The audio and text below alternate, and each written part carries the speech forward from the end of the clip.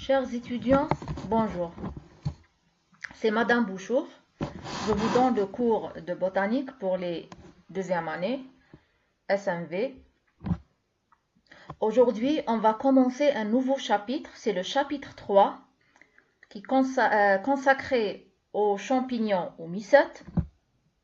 C'est un nouveau chapitre. On a terminé avec les algues.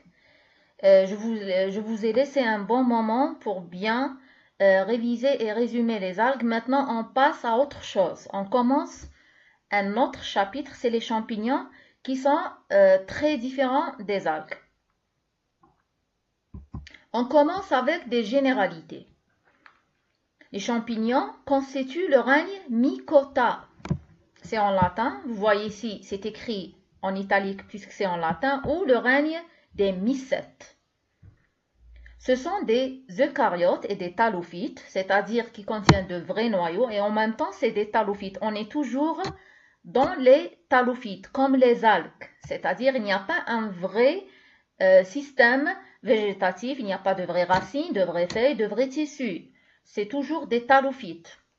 L'appareil végétatif, c'est un tal.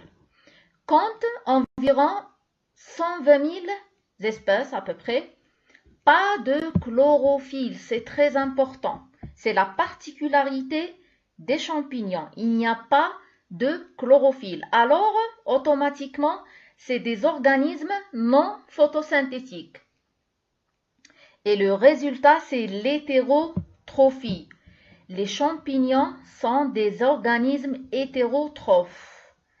Hétéro, c'est-à-dire un autre ou l'autre, غير ذاتي.